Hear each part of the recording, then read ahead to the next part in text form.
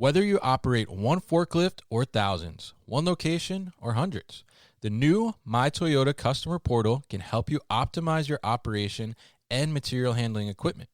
This one-stop, free-to-use platform is designed to help you take control of your information and make smarter decisions, all at the touch of a button. Register and access your data today at my.toyotaforklift.com. That's my.toyotaforklift.com. Fulfillment demand continues to skyrocket and outpace available labor. To keep up, warehouse operators are turning to flexible fulfillment solutions like 6 River Systems. Utilizing 6 River Systems' award-winning combination of collaborative robots, artificial intelligence, and operational expertise will make your associates and wall-to-wall fulfillment workflow more efficient. No new infrastructure, no change to warehouse layout, easy to deploy and scale, easy to train and retain associates, all at half the cost of traditional automation. Want to take your fulfillment operation to the next level? Go to www.6river.com to learn more. That's www.6river.com to learn more.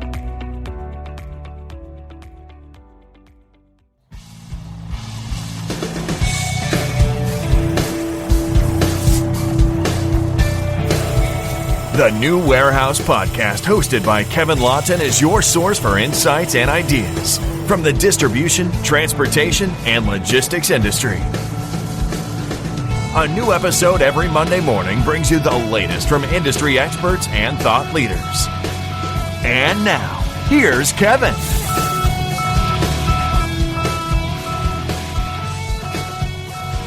Hey, it's Kevin Lawton with the New Warehouse Podcast, bringing you a new episode today.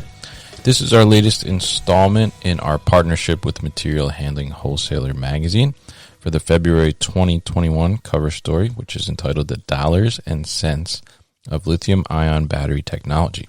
You can check that out at mhwmag.com. On today's episode, we'll be exploring lithium-ion battery technology with 2 industry experts on this episode, Jeff VanZwol of Green Cubes Technology and Damon Hosmer of Raymond Forklifts. You'll be hearing from the battery manufacturer side of things and also the forklift side of things as well. Let's get a little more information on their companies first, and then we'll get into the discussion. First, listen to Damon talk about the newer lithium-ion battery line that Raymond is launching. So why don't you tell us, maybe for people that aren't familiar with the red forklifts, give us a little brief overview of Raymond and what it is you guys do. Yeah, absolutely. So, for more than 98 years, the Raymond Corporation has really been an industry leader, building our reputation around, innovation, quality, and service, focused on that material handling industry. So, we really pride ourselves on enabling our customers to be as productive and energy efficient as possible with really truly industry-leading forklifts and complementary technologies. And from our foundational lift trucks to the technology focus with telematics and automation platforms, Raymond's now bringing that same, rich heritage to the energy solutions piece. So over the past 5 years or so, the organization's made significant investments into supporting our energy business unit. And so I'm excited to be able to share a little bit about the growth today and how we are helping customers in the marketplace. Definitely, yeah, and happy to have you on to talk about that as well. And I think it's good that we're talking about this now, because I think you guys just had a little bit of a milestone. I saw you post on LinkedIn about, I think it was the first 25 of the Energy Essentials batteries got delivered. So tell us a little bit about that, and tell us, what are these Energy Essentials batteries, and what is that whole line? Yeah, I appreciate you responding to that LinkedIn post and stuff. Very proud day for us last week. It was a monumental between the relationship with us and Electrovaya, as we're very proud to share that we've delivered the industry's first UL 2580 listed nickel manganese cobalt battery for the industrial market. And, really the Energy Essentials portfolio brings more than 25 battery models ranging from 8 kilowatts up to 40 kilowatts and create a really unique, synergy that can't be found anywhere else and stuff. So our charger, lithium-ion battery system, and then truck and telematics packages are all, designed to work seamlessly and create this elevated platform and ecosystem for our warehouse customers and stuff. It's certainly an exciting advancement for the industry and something that, we look forward to growing and scaling to show the value that we see within this. three kind of key areas that we really pride ourselves on in this, and it's the industry-leading capacity. We are truly the only ones with the ability to house 1,000 plus amp hour offering in an 18-inch compartment, which really helps with truck consolidation of the footprint and overall head length. And, it's really given us some unique opportunities to offer valuable real estate back to some of the customers. And, another thing that we're really excited about is, the increased productivity with the capability to charge 500 amps on a single connection. So, from a quicker charge perspective and then ease and convenience to the operators, we think that that's a big talking point as well. And then really the last piece, and we can talk about this more as we get into some of the chemistry stuff, but, right. The best in class warranty and total cost of ownership piece, we've achieved the UL listing with 6,000 cycles at a 90% depth of discharge, where, most of the competition is really limited to 2,500 to 3,000 cycles, and keep that same 80% depth of discharge restriction as we see today with lead acid. So definitely offers that will, help us grow capabilities and support the production outputs, that our customers task us with. Definitely, yeah, and definitely exciting for you guys. Excited for you as well to launch this new line, and it's really really interesting how the battery market is starting to shift a little bit to lithium-ion. I think it makes sense that you guys are getting into it, and I'm interested. Actually, you mentioned in there, I was actually going to ask you about this. I just read about this today, but the forklift you're saying is now you're gaining more real estate because the battery is smaller, I believe. And I saw something noted on the website where it says it gives you more pallet position options. So talk to us a little bit about that, and how does that work, and what kind of more flexibility does the operator get with the forklift?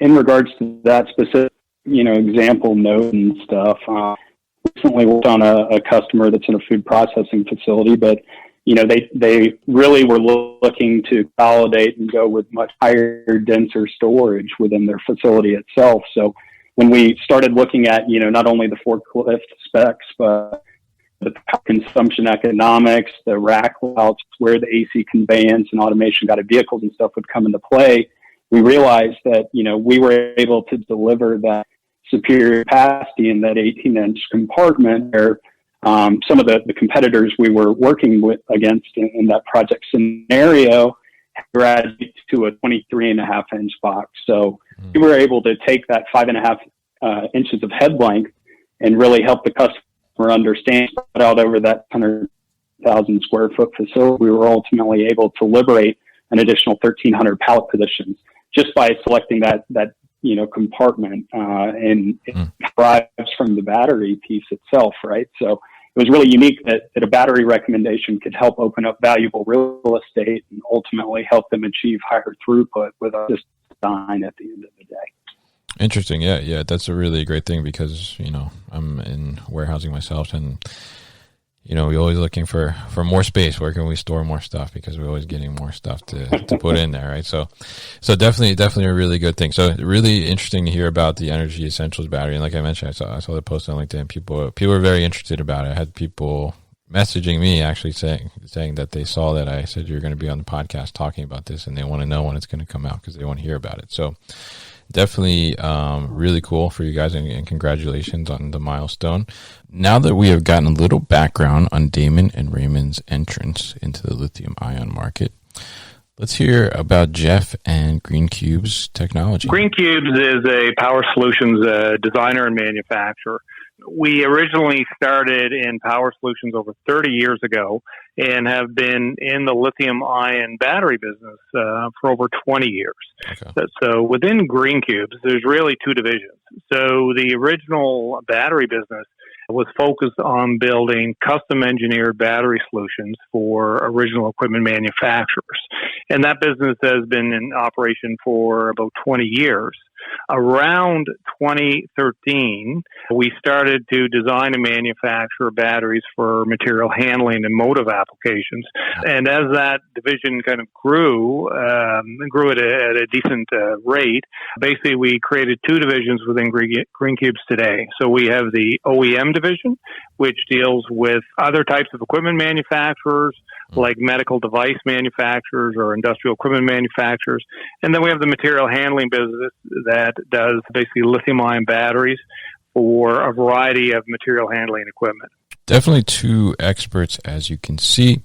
Now, let's get into some more detail about lithium-ion. One of the big things that is addressed in the cover story is the discussion around justifying the upfront cost, since lithium-ion can be much more costly than lead acid or some other options.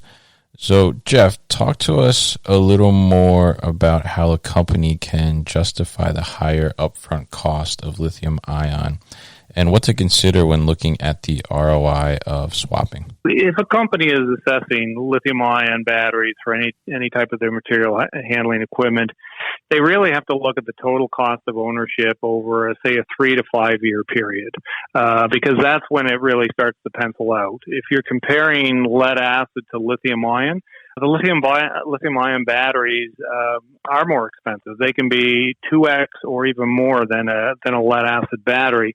But you have to factor in the fact that for one truck or vehicle within your fleet, as an example, you may need 3 sets of lead-acid batteries to keep that truck operating on, say, an 8-hour shift. You know, there's one in the vehicle, there's one on the charger, and then there's one cooling. So there's kind of a 24-hour shift operation to keep one truck going with lead-acid batteries.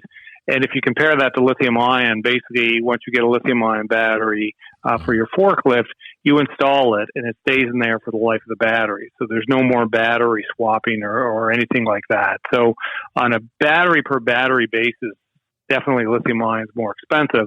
But if you look at it over a longer period of time, it becomes much more cost-effective. But you have to look at things like the downtime of the vehicle for battery swaps versus you get that equivalent time as uptime on a lithium-ion battery, right?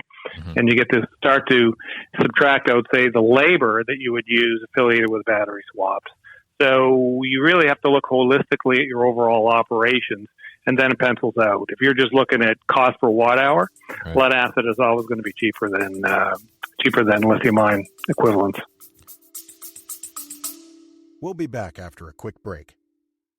You hear a lot about supply chains these days, because if the past couple years have taught us anything, it's that an efficient, well-managed supply chain is absolutely critical to keeping businesses successful and consumers happy.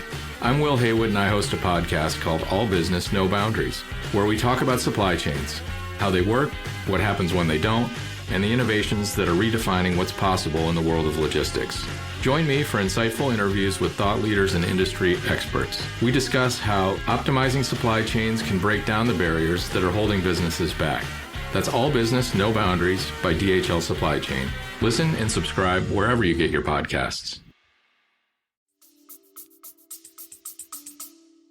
As we hear from Jeff, it is all about looking at the bigger picture and how does lithium-ion benefit your operation over time. Looking at the costs that are associated around aspects of battery maintenance, you can certainly see where the savings start to come into play.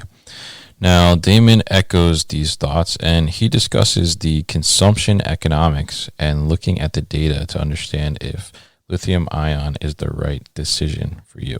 So, Kevin, I think the main thing to share with everyone today is understanding your consumption economics is key, right? Mm-hmm. So, what isn't measured can't be improved. So we like to really drive home with customers that in order to optimize operations, it's important to commission power studies and obtain measurable data regarding your energy consumption economics, right?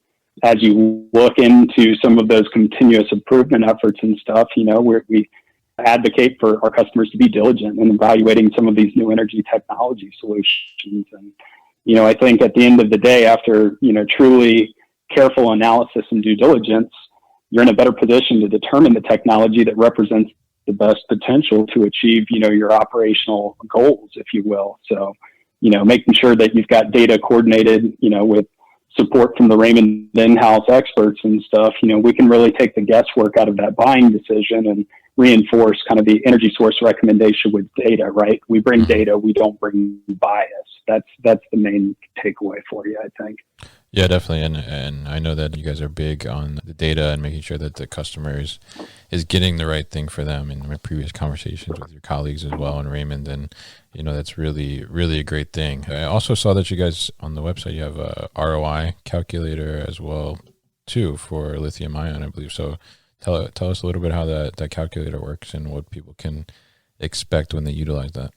Yeah, so really the importance of that is we know through the pandemic and everything, our digital presence is, key. And part of our digital value proposition to our customers is giving them the ability with tools like this to quantify what their operational, economics are. And for them to be able to go in there and liberate data points with their own inputs without having a salesperson or somebody in front of them was really important. That way we've started to kind of see a shift in the way that some of the customers approach us because they've had access to those tools that we try to make readily available. That's certainly one. The other one that we like to use a lot is we have a secondary and an internal combustion to electric calculator as well, supporting some of those IC to electric conversions and stuff. Because as we discussed again, I think this past year has been uncertain for a lot of folks, and there's been a number of changes that have come with everything that's taken place, and we're starting to see, again, those beneficial electrification incentives and sustainability initiatives really migrate away from those IC trucks, and people are reaching out, talking to us more how they can ultimately get into that electrified platform and stuff. So both really good tools. Again, it's the intention is to make it easily accessible to everyone, right? And we feel that, people will feel more confident in, being able to share some of their own data and look at those initial ROI costs and stuff before engaging, the sales force and our application experts to really kind of dig deep and prove out those cost justifications for them. So as you can see from Damon, there are a lot of data points that can go into calculating ROI and ensuring that lithium-ion is right for your operation. But there are also a lot of tools like the ones that Raymond has set up that can help you do that. One big factor behind the decision to swap can be the life of the battery also. So here, Jeff explains what the life of a lithium-ion battery can be. With the existing lithium-ion technology that we utilize in our batteries today, and as do most vendors, it's a lithium-ion variant called lithium iron phosphate. And that's a little different than the lithium-ion chemistry that you would find in your cell phones or your notebooks. Okay. So the nice thing about lithium iron phosphate is it provides very long calendar life, but it also provides a very long cycle life. So as an example, our batteries, the standard warranty on our batteries is 3,000 cycles in 5 years. And you can imagine one battery could be used one cycle per day, say on an 8-hour shift. It could be used, 3 cycles a day if it was a 24/7 type operation. But that's the big difference between lithium-ion and lead acid is that you get a very, very long cycle life out of the batteries.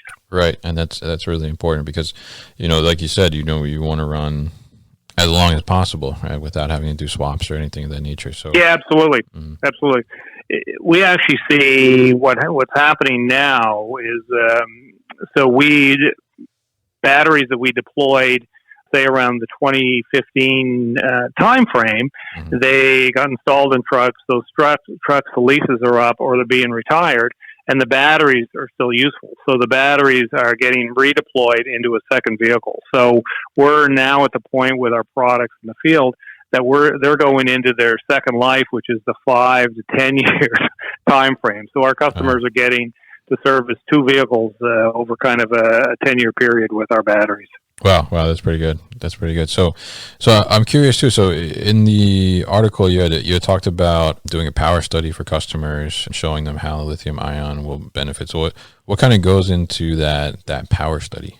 So what goes into the power study is how are they using their existing trucks and lead-acid batteries today. So we want to understand, is it just a one-shift operation or is it a three-shift operation, as an example? Because that'll actually help us size the battery to get the level of runtime that they need. If it's a three-shift operation, there's really no time for downtime for that battery. So then the next thing we have to look at is there opportunities, as an example, for opportunity charging? So is there, 2 15-minute coffee breaks and a half-hour lunch break? If that's the case, lithium-ion batteries can be connected onto the chargers in those smaller time frames, and we use opportunity charging to top up those batteries. And then in that scenario, for example, they could run into a three-shift operation, right? Okay.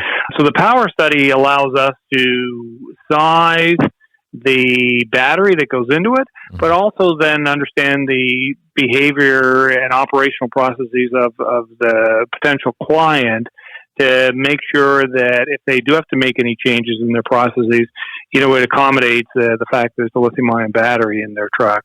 Gotcha. Very interesting. So now, I mean, the end, everyone wants to know the ROI, right? So it sounds like you've been through the power study and you're able to kind of calculate the expected ROI, but there's also technology now that can help customers track that ROI throughout the battery's lifetime, right? So how does that work? Yeah. So within our batteries, we have an embedded Internet of Things processor, an IoT processor. Okay. So that is actually capturing the behavior of the battery when it's in use in the vehicle.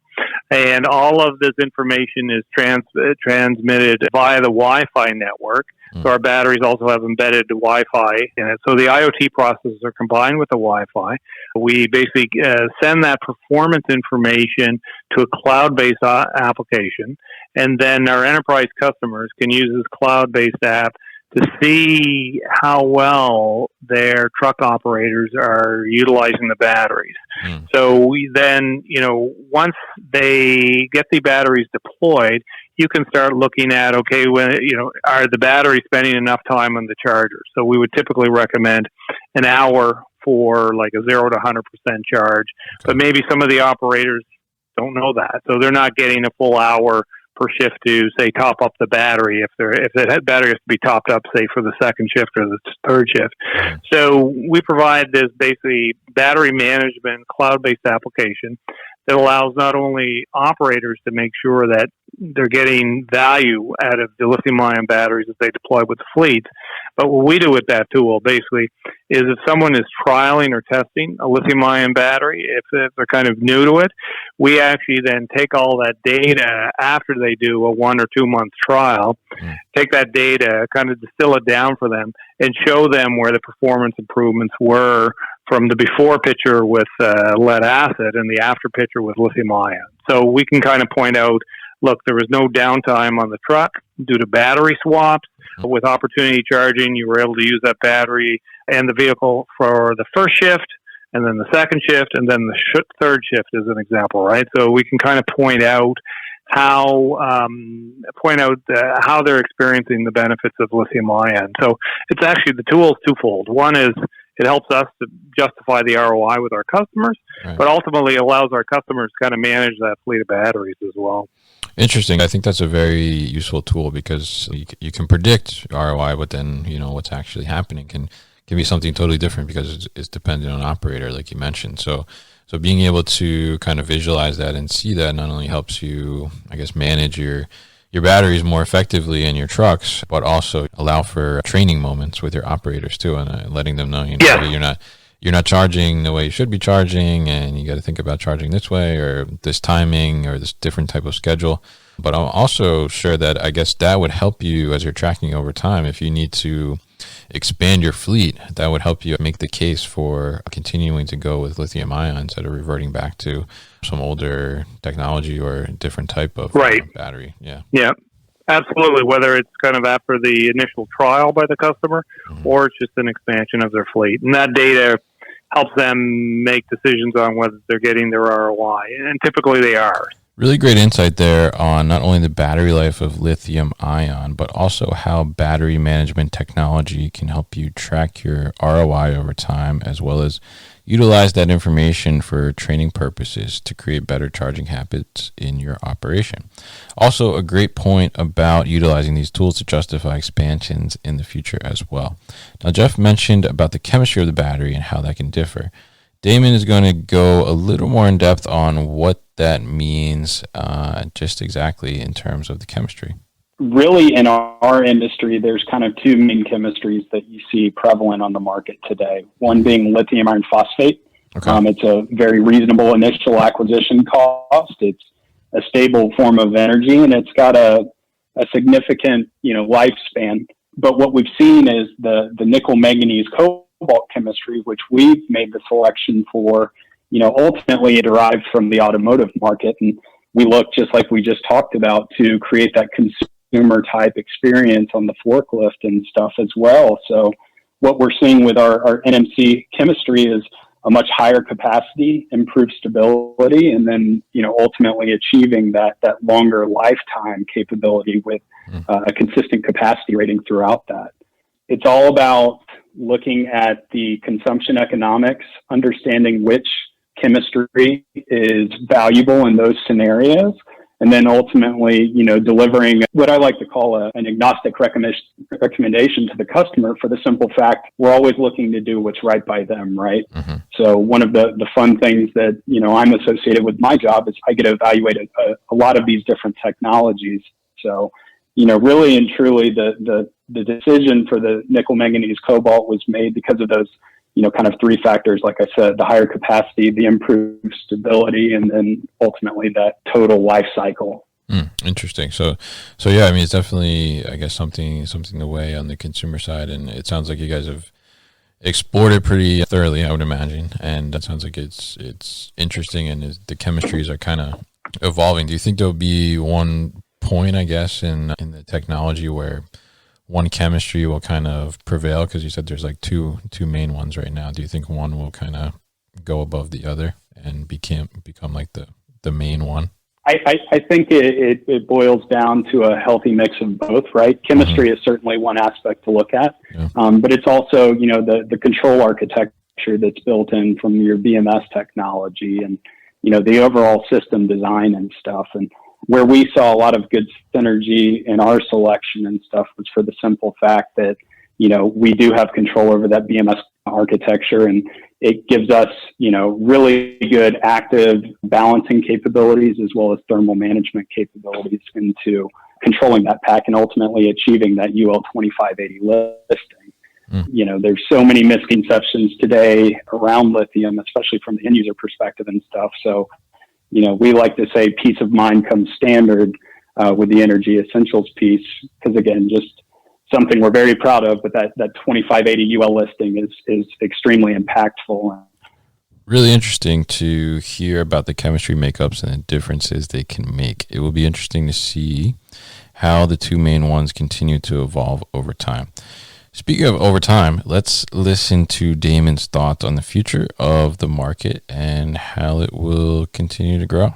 I think that, our customers and end users are, being tasked with improving reliability and resiliency of their operations and, energy while reducing usage from an AC side and stuff. The consumption of the DC side within the facility continues to rise. So having that, linear power band capability and increased performance and runtime is going to continue to offer true value. And it migrates beyond just the, manual platforms of our traditional forklifts. It ultimately liberates that true automated platform for AGVs and other ones, to where what's more maintenance free now. You have an automation guided vehicle that requires very little maintenance, and now there's no battery watering, anything like that.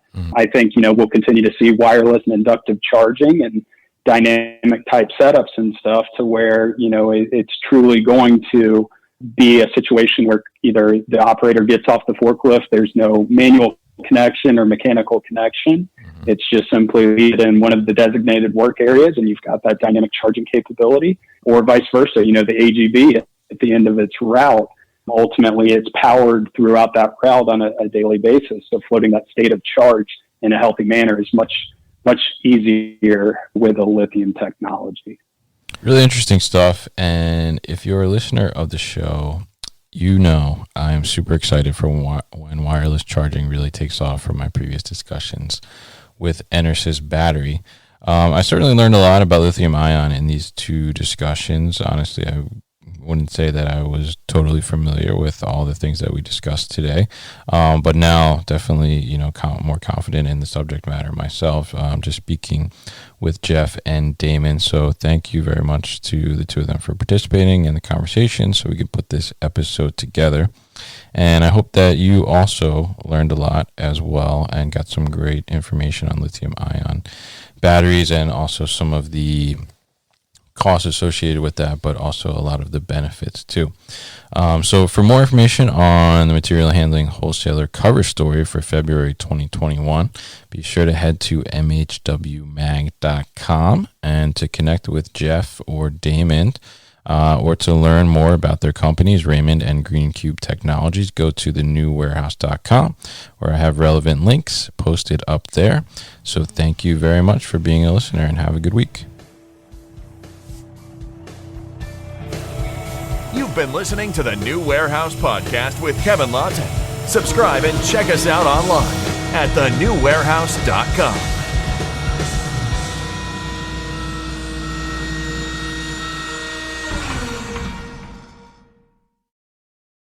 Thank you for listening to this episode. If you want more content from the New Warehouse, check out our new video series called All Hands on LinkedIn. Just search for the New Warehouse on LinkedIn and follow along.